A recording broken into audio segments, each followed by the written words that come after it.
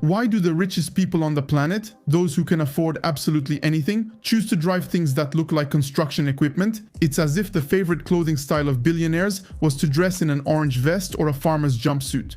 Or as if they rushed to Michelin-starred restaurants just to eat bread and milk. Think about it for a second. Elizabeth Tiku, King Charles, Daniel Craig, Arnold Schwarzenegger, the Kardashians, Jay-Z, all these people can buy absolutely anything. Rolls, Bentley, Ferrari, Pagani, whatever they want. And yet each of them at some point chose to drive. In this, a Land Rover Defender, or in that, a Mercedes G-Class. That is to say, a brutal, boxy vehicle with exposed hinges, visible screws, and the aerodynamics of a bunker. Even on TikTok, motivational content about becoming a millionaire features these cars alongside Lambos. And in Singapore, Monaco, or Dubai, they're practically state cars. At first glance, you might think people like them because they're cool, they're authentic, you know the drill. But that would be completely missing the point. At a time when the entire luxury industry is moving towards sleek, high-performance, high-tech products, the truly wealthy have decided to go in the complete opposite direction. And when I thought about it, I realized that this topic is much deeper than it seems. It reveals something specific about today's automotive luxury. In 2016, just before the new Defender's release, which we'll discuss later in this video, I was on Land Rover's exterior design team. In this video, I'll share what I learned from the inside.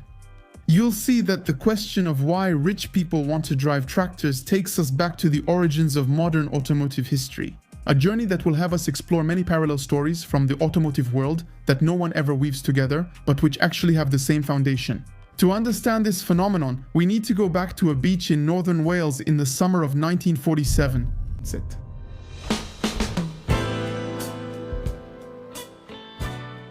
In 1947, England was coming out of the war exhausted and everything was rationed: sugar, meat, gasoline, and especially steel. And in that context, a manufacturer that only the oldest people know today, Rover, was in trouble. Its historic factory in Coventry was destroyed by bombings during the war, and the government lent them a former secret site in Solihull, south of Birmingham. A rustic building that had been quietly built in 1936 to manufacture airplane engines for the Royal Air Force in case war broke out with Nazi Germany. During the conflict, this site produced engines for British bombers, and when Rover took over in 1945, it was an aircraft factory. Rover was then a maker of luxury sedans for England's upper class, but after everything was destroyed, no one could afford their cars. So the company is slowly dying. And that's when the hero of this story comes in, whose name is Maurice Wilks. He's the chief engineer at Rover, and his brother Spencer is the company's general manager. Well, Maurice, as you'll see, is an extraordinary character. Born in 1904, he became chief engineer at Rover at the age of 26.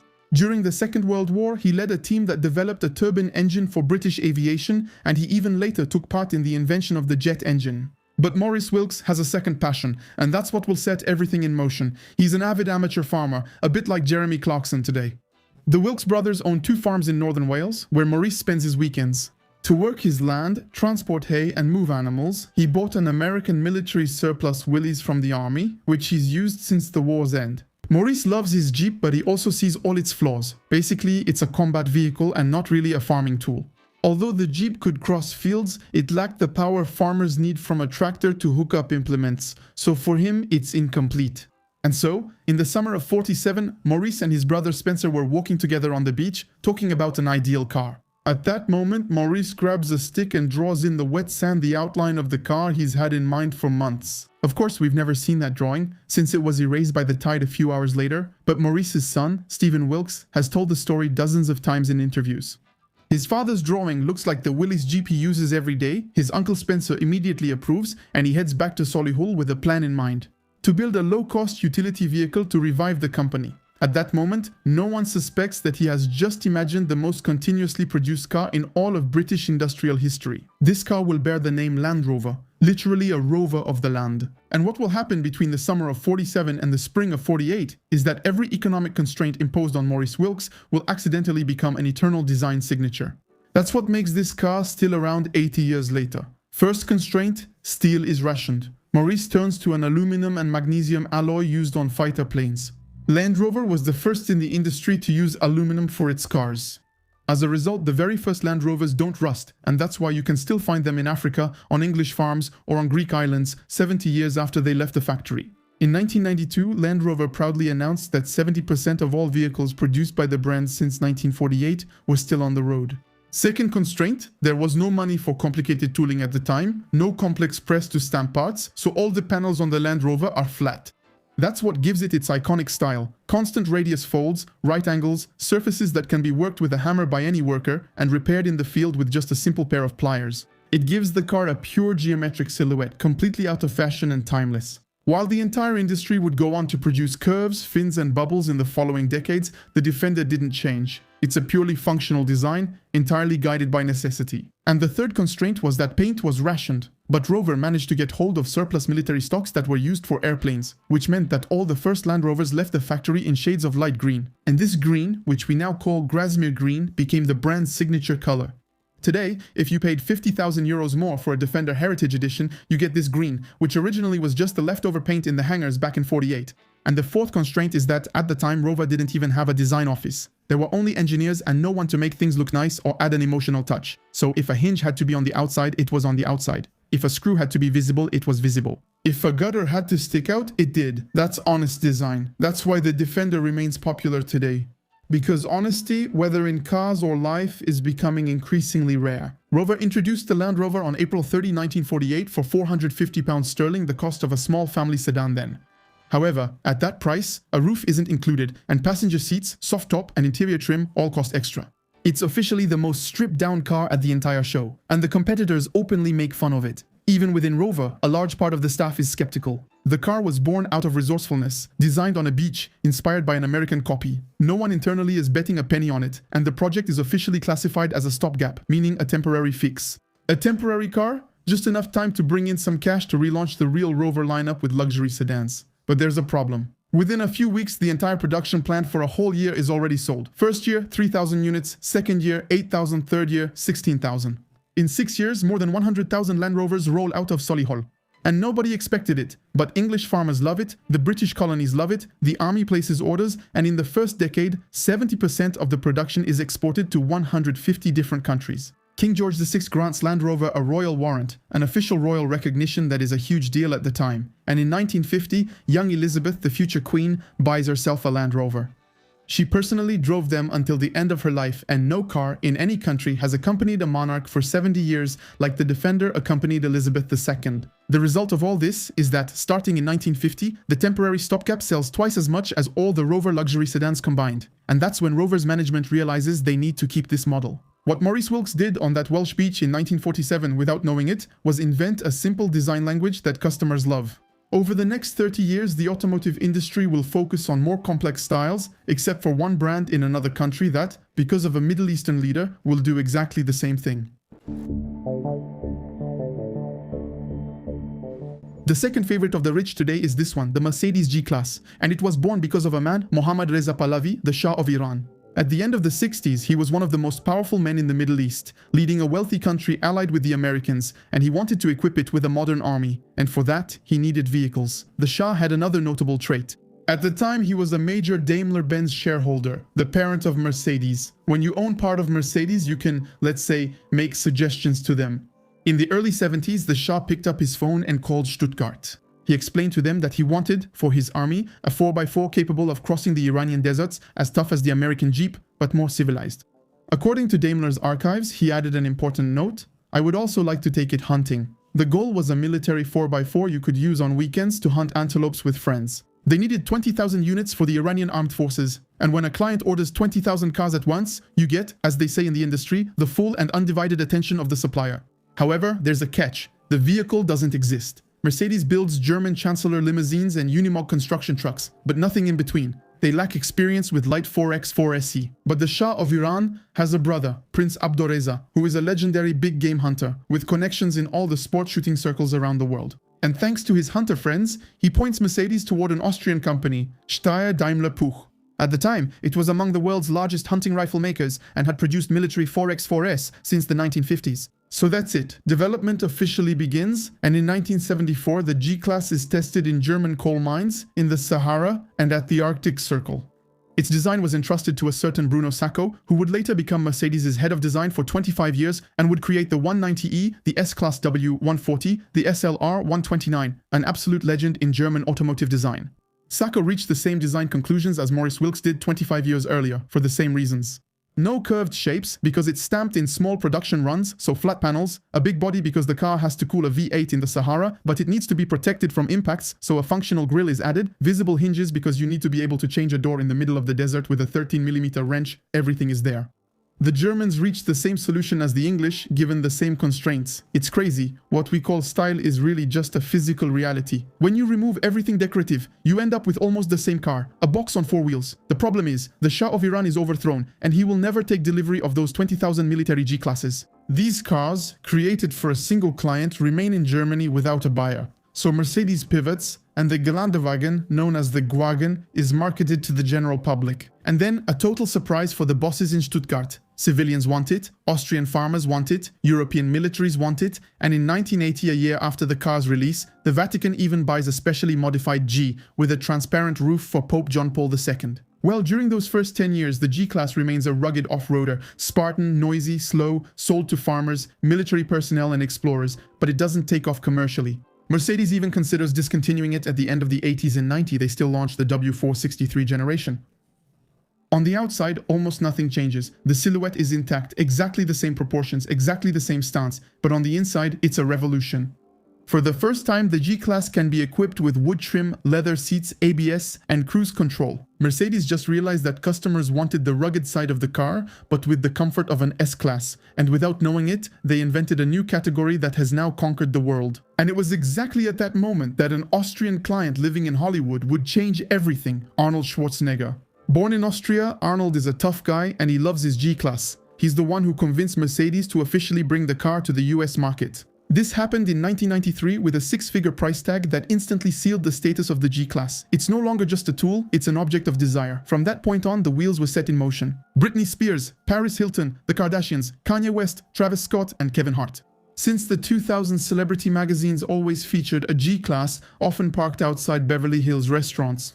But in the mid-2000s, Mercedes decided to replace its G with a new, more modern, more aerodynamic, and more rational SUV, the GL. The industrial plan was clear. The GL replaces the G-Class, which is outdated and polluting, signaling a new era. But customers reject it. They want the original boxy G-Class. So Mercedes backs down, and the G-Class continues to be produced, which officially makes it the longest produced model in Daimler's entire history. Remember, Mercedes wanted to discontinue the G-Class, but market demand saved it despite the company's intentions. Keep this in mind for the next sections. The G-Class from 1979 and the G-Class you can buy new in 2026 both come out of the same factory in Graz, Austria. In 2025, they passed the 600,000 unit mark, and growth isn't slowing down since 2025 was its best year.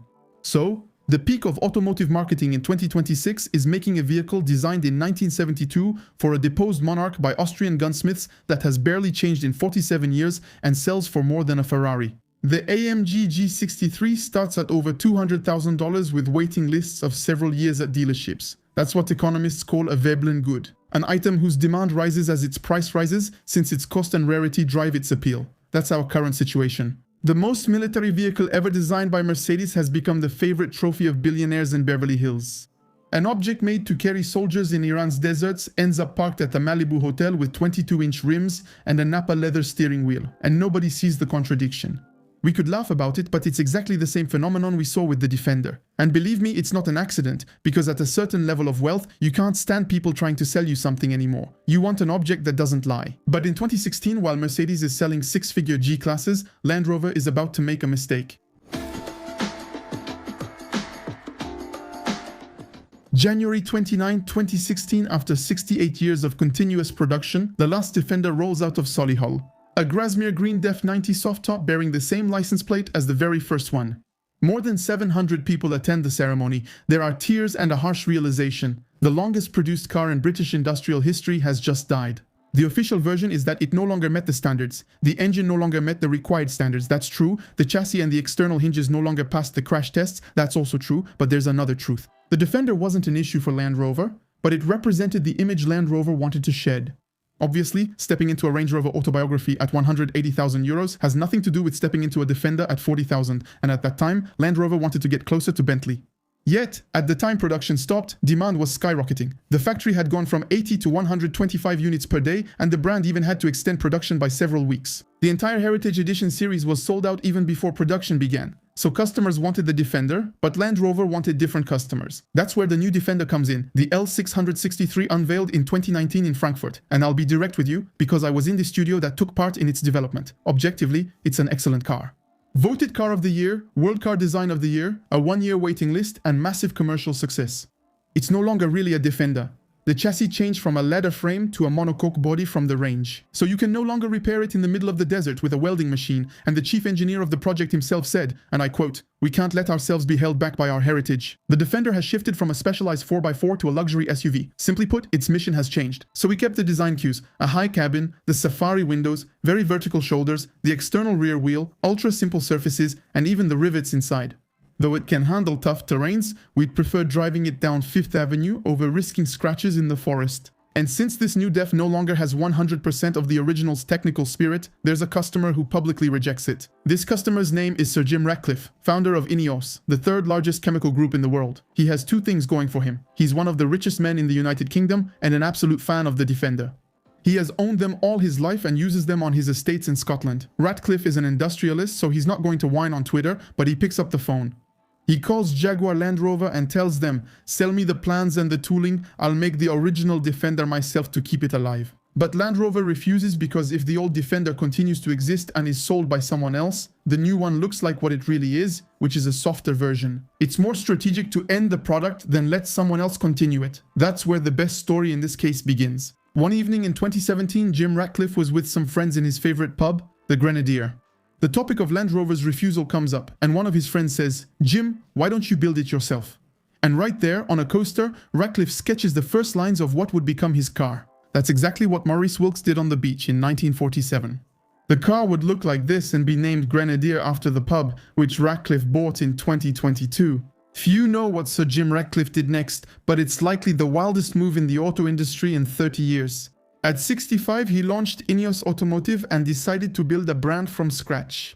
No infrastructure, no experience, no collector, he put $1.5 billion of his own fortune into it. He hired Hans-Peter Peschler, the engineer behind the latest G-Class at Mercedes, as chief operating officer.